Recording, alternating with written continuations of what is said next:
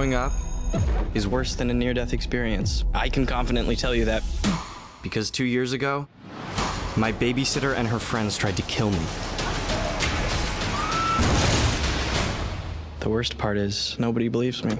Hello and welcome to another edition of Film Seizure Streams the Movies. I'm Geoff Arbuckle, and this week I'm going to talk about The Babysitter Killer Queen. It is a sequel to the 2017 movie The Babysitter.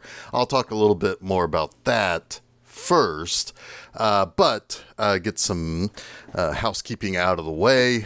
You can always find new episodes of Film Seizure with myself, Jason Oliver, and Chuck Moore on Wednesdays at filmseizure.com. You can find episodes of my show, Monster Mondays, every Monday afternoon at filmseizure.com. And you can follow us on Facebook, Twitter, Instagram. We even upload the episodes and stuff we do to YouTube, even though it's just audio. Okay. Well, so The Babysitter Killer Queen is going to be a little bit difficult to talk about without revealing some spoilers. So I'm going to dance around that. I might talk about spoilers as I start to talk about it, but I'll give everybody a warning if you don't want to know spoilers before watching this movie. But this is, like I said, a sequel to 2017's The Babysitter. And that movie, which was more or less pretty well received, I think. Interestingly enough, I think it's one of those movies that I think just kind of hits a nice little horror comedy niche that it can sometimes be a little bit difficult, but to really kind of do correctly. But I think it kind of came around the time that Scream Queens on Fox was doing really, really well. And it really kind of fits that same kind of mentality, right? Where everything is kind of blown up to more comedic proportions. And, you've got these people dealing with these extraordinary situations. But it's just really kind of more of a fun little horror movie. But basically, that's about teenager Cole, who is played by Judah Lewis, and he's probably a little bit too old to still have a babysitter. Like, he's a freshman or sophomore or something like that in high school. But his parents, who are played by Ken Marino, who's just hilarious in the sequel, and Leslie Bibb are Leslie Bibb's mom character is a little bit more of a helicopter parent, whereas I think Ken Marino wants to just kind of let the kid grow up and experience the things that a teenage boy should experience. But so she's kind of, I think, the reason why Cole still has this babysitter named B, who's played by Samara Weaving, who was really, I think, kind of at the beginning of her rise to the stardom that she has today. This was certainly before Ready or Not or anything like that. So basically in the first movie, Cole has a huge crush on B. You can't blame the kid. She's just this super cool, super hot chick, and she's seemingly either just out of high school or a senior or something. And, it's very common for a teenage boy to kind of become very infatuated with the college girl or whatever.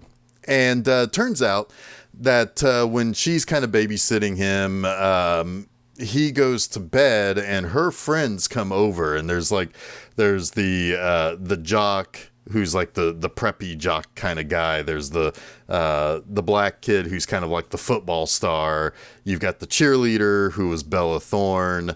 And you've got this kind of like real, like rigid, like Asian lady who, seems like she could probably just kick your ass by glaring at you.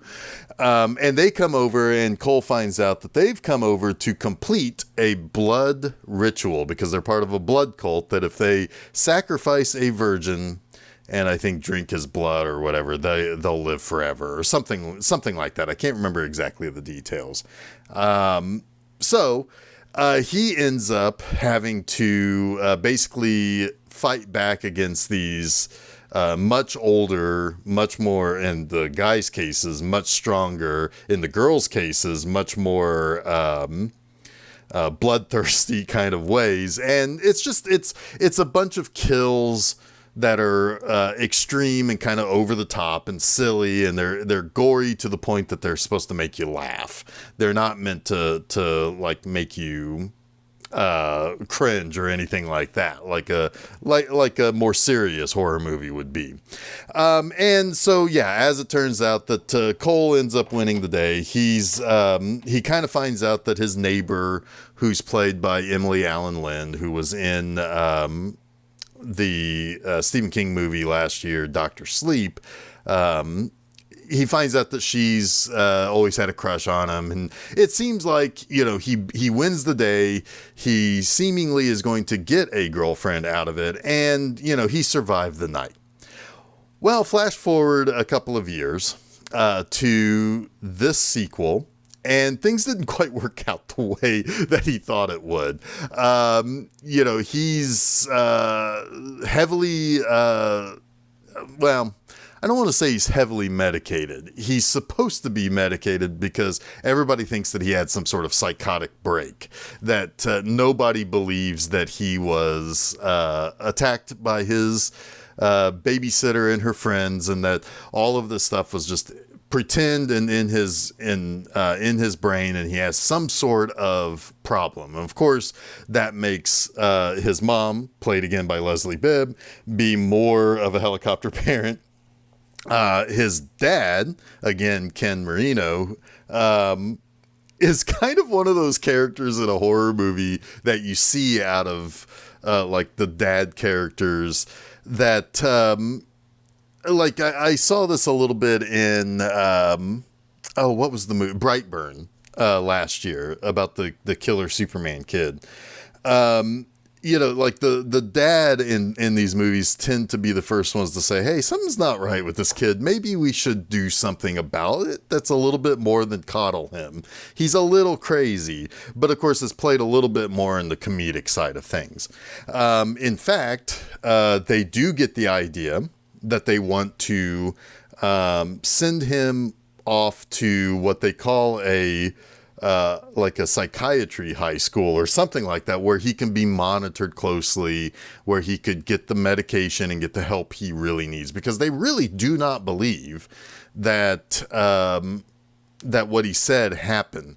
I don't exactly know why they think he or like I don't know why they don't realize that like the babysitter's missing. It is kind of one-off explained away that like all of the evidence went away, so all that was left was like all of the damage that Cole had done to stop these people, but there were no bodies, there was nothing left, and it's just this story that he has. So I guess, you know, so I guess that kind of helps Lynn, but it seems pretty extreme, like all of the damage that he did. I mean, like, look, every teenager goes through bouts of fits of you know, hormones, and, you know, the pendulum swinging between being maybe a little too happy to being a little too depressed or angry or whatever. All teenagers battle with that. Hell, some adults battle with that, right? But it seems like it's pretty extreme for it not to have some sort of an extraordinary story around it too, but whatever. So he's constantly seeing the school counselor, who happens to also be the school nurse. He's not qualified to take care of him. The parents are scared of him in different ways. And really, the only character who still kind of stands by him is the neighbor, who is Melanie, who's Emily Allen Lind again. And she wants to take him to this weekend party that happens at this lake, wherever it is that they go to. It's in like a desert, but there's like this lake. And like a lot of people are going there. It's going to be a whole weekend party thing, come with me. It'll be good. You'll be able to get away from all of the stress of constantly being watched and everybody thinking that you're crazy and all of this. And that's basically your setup for this movie, right? But there's a little bit more to it. Like, Cole is picked on a lot more. Before, he was just kind of this outsider kid who's a little dorky. He's good at school, but he's just kind of in his own orbit. He's got this kick-ass babysitter. And he's got the neighbor girl who really likes him. In this movie, he gets picked on a little bit more by the kids who think he's crazy because everybody hears the story, because that's what happens. Towns talk. And the girl that you thought he was going to end up with now has this other boyfriend who's this really kind of goofy dumbass, who is like, he's friendly to Cole, but it's like he's obviously in the way, and it's obvious that Melanie is trying to say, hey, we could still be a thing. And Cole kind of seems like, yeah, I'm kind of still into it, but he's scared of himself too. He's probably a little bit scared that, hell, she might turn out to be a monster too. So, here's the thing about this movie. So both movies were made by the director Mick G. And he's kind of had this really weird up and down filmography where I'm concerned. Like, he made the Charlie's Angels movies in the early 2000s, which were really not that great. He made Terminator Salvation, which was really not that great. But then he did The Babysitter, which is a whole lot of fun. It's a movie that I'll probably revisit because it's a lot of fun. It's a lot of good humor. It's a lot of good gore that kind of goes over the top. He did these really kind of very 2000-y type of movies. And what I mean by that is that he got his start primarily in music videos in the late 90s and early 2000s. And you can see that that's how he approaches his directing, right? Like, it's a lot of quick cuts. It's a lot of stylized shooting, and it's very vibrant also. Like, a lot of his movies have they use very I don't want to call it extreme, but I can't think of the word I'm trying to think of here, but the locations are very interesting, and it's always sunny, or it's always like a clear sky. Like, there's a shot in this movie of the sky where Cole's trying to figure out how much time he has left to escape the blood cult again, and he's using the stars as a way to figure out how many hours he's got until sunrise.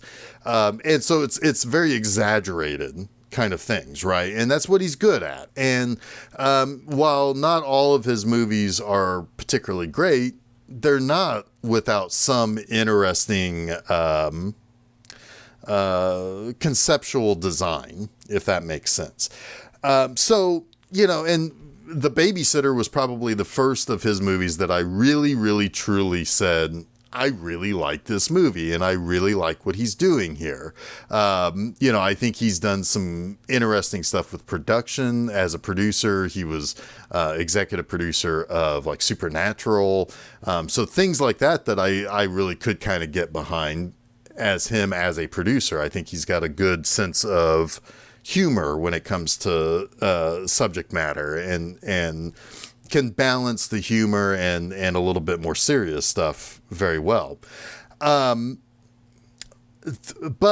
I have mixed feelings about the second movie for a couple of reasons. First and foremost, it does a lot of the same stuff just again. It's, the first movie, when the twist happens, when you find out that B is trying to kill Cole, that's it was done with a lot of fun. It was done with a lot of, and you knew that turn was going to come, right? There are some things that happen in this movie that kind of feel like what it was just doing was just trying to revamp and just do the first movie again, but just have some different kills around it, some different gore effects and some different jokes. Although really the jokes aren't really that much different. Whereas the first movie seemed like this kind of sweet little sort of rom-com with the babysitter and the kid that then turns into a horror movie. This movie comes right out of the gate just wanting to be a comedy. I don't necessarily dislike that approach because I think that there are some really, really funny things in this movie, and there's some stylization around the jokes later. Because one of the big things is that Cole has to figure out how to lose his, or well, it's not, he doesn't have to figure out how to lose his virginity, but he loses his virginity in this movie. And it's the way that they represent it is very funny because it's done with a dance scene. And it's, and it's just, that's kind of clever in a way. I mean, they do the typical, like, here's a missile launching, here's a hot dog being put into a corn dog or whatever, stuff like that. But then they mix that with this dance scene, and that's clever. And there's stuff like that that I like with the comedic parts around this movie. But this movie really is more of the same, and it kind of pulls the rug out from under you twice. And I think that that's dangerous to do. So, if I were to compare the two movies, I mean, obviously the first movie is much, much better. It's much more earnest. I think this seems like it just, hey, you know what? We can just do a sequel. We'll do some very similar things, but we'll crank up the comedic parts, and it will, it'll do all right. And that's mostly true, but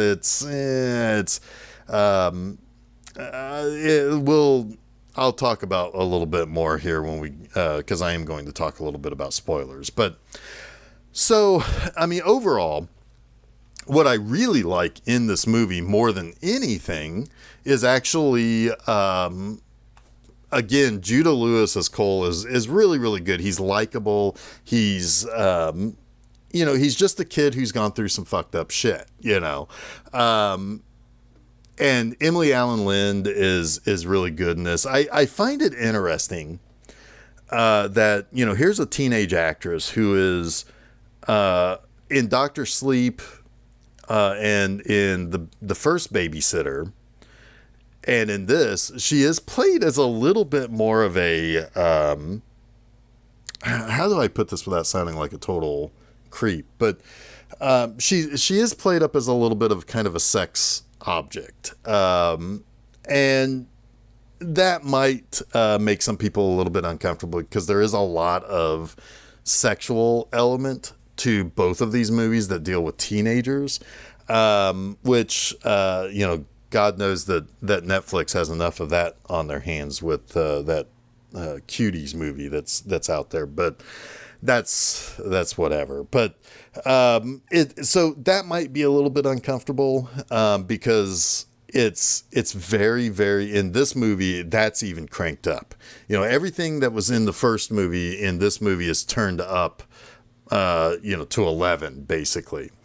But I find it interesting that the three movies that I've seen Emily Allen Lind in, she has kind of played this kind of almost like a what do they call that? Like a honeypot type of character, particularly in Dr. Sleep, and sort of in this. I mean, like she is trying to coax Cole to go to this party because she wants to hang out with him and all of that, and she's using her her attractiveness to lure him in, and that and that's just. That kind of lends to like this kind of horny teenage kind of thing that's going on in these movies as well. But the person I was really, really impressed with was Jenna Ortega. She plays this new girl that comes in that Cole kind of becomes a little bit obsessed with. And it's very subtle at the beginning, but they become these really, really good friends throughout the course of the movie with all the crazy stuff that goes on in it. And she's just a really, really likable actress. And what's funny is I was telling a couple of friends while I was watching this that it's like, I kind of feel like that, like the 1990 Alyssa Milano time traveled to 2020 to be Jenna Ortega. And because she looks just like Alyssa Milano, she acts just like Alyssa Milano does, and and she even sounds like her too. So it's very interesting, and I think that she's going to be, she was a child actress, and I think she's going to become something. I think she's got something that she might be able to follow in, like, Samara Weaving's footsteps, and really kind of find her way into really likable movies. She's a very likable person in this. And her relationship with Cole as it progresses through this movie is really neat too. I think those are one of those kind of good things. All right, so I'm going to talk about some spoilers now. If you want to depart at this point, I completely and totally understand. Just go check out filmseizure.com, get all of our good stuff there. I also write a blog called bmovieenema.com, where I talk about older movies. Always welcome to check that stuff out.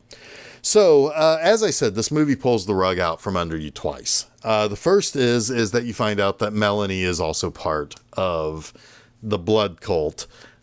She was able to work with the other characters from the first movie that Cole killed. They have been resurrected, and they have that night to complete what it is that they need to do, or they will basically be sent back to limbo, and they have to wait another 2 years to try again. So she has basically, I don't know if she was always part of this blood cult, even in the first movie, or if she signed up later or what, but you do get to see a little bit of, like, the older characters, why they signed up and what it was for.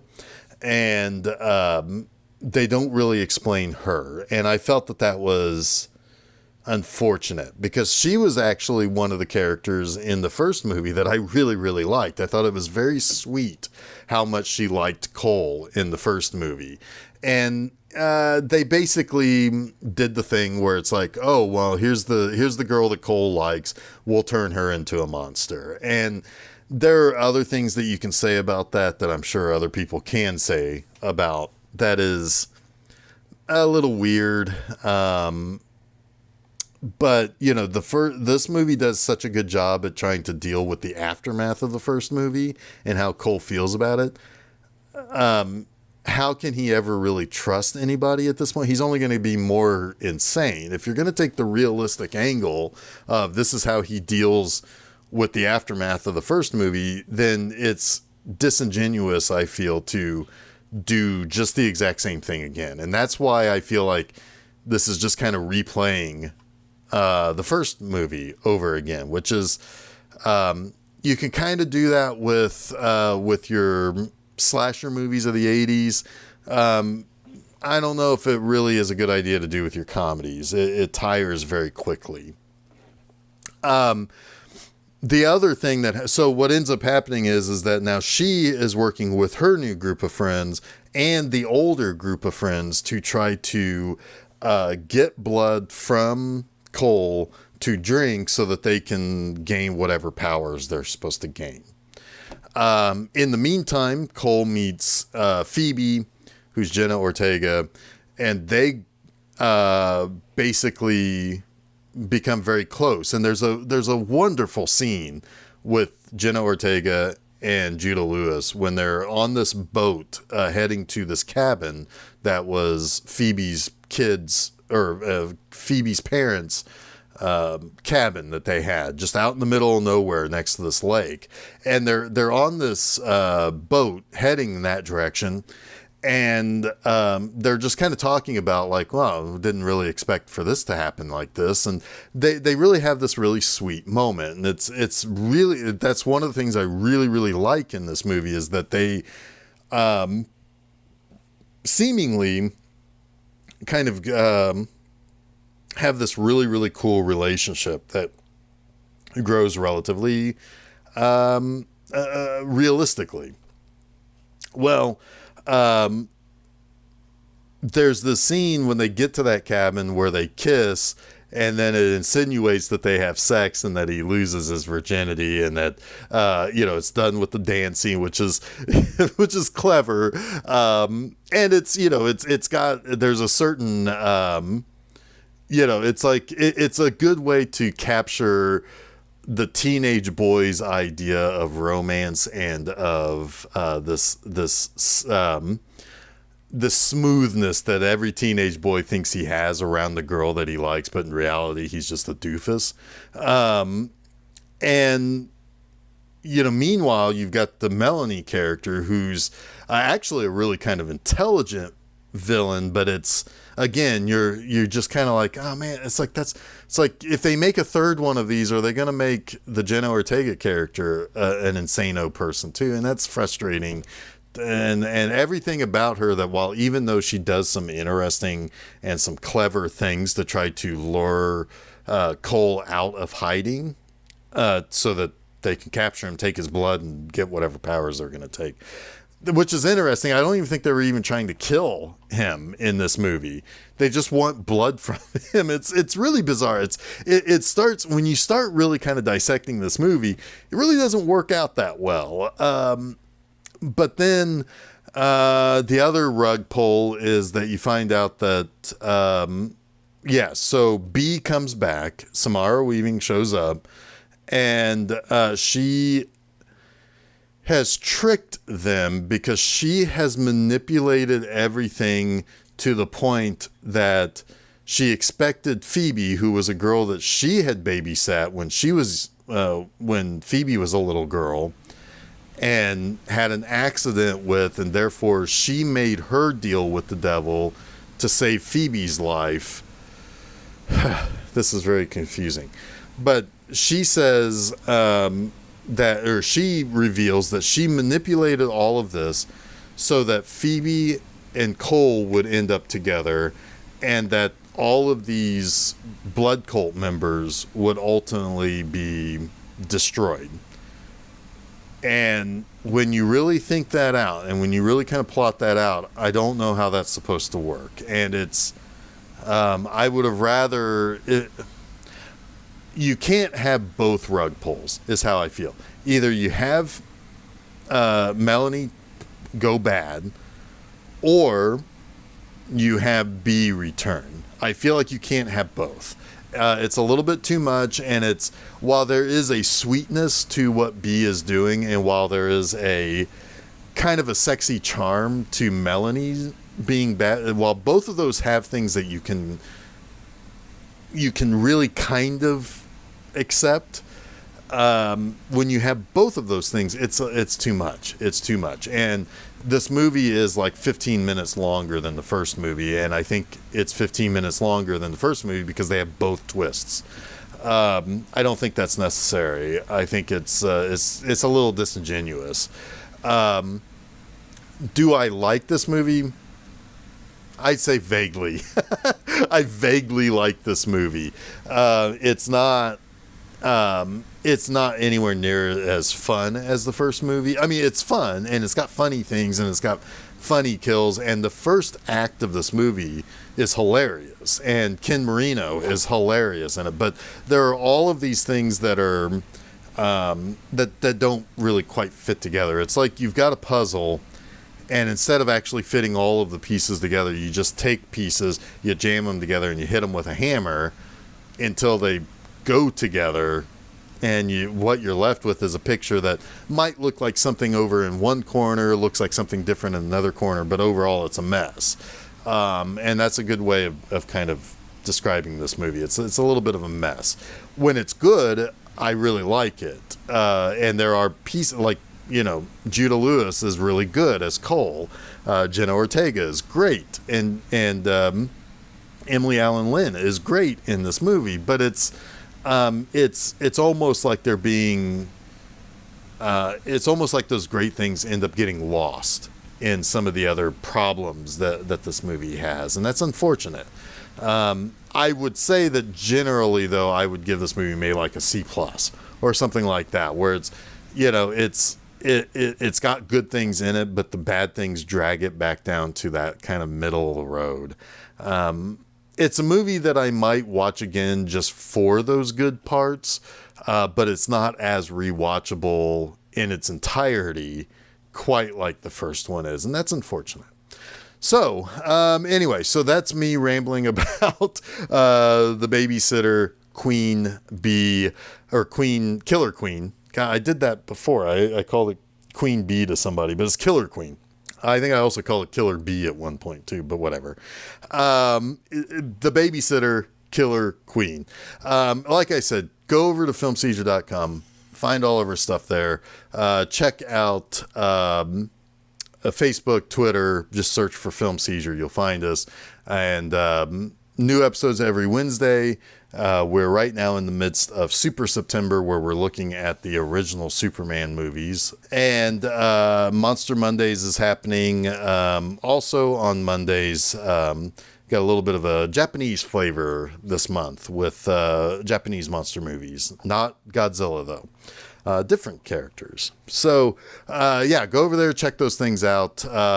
You can also find my writing at bmovieanima.com every Friday. Until then, don't forget to save me a spot at the end of the couch. Update me on the Psycho Breakfast Club. Basically, they're a blood cult, and they made a deal with the devil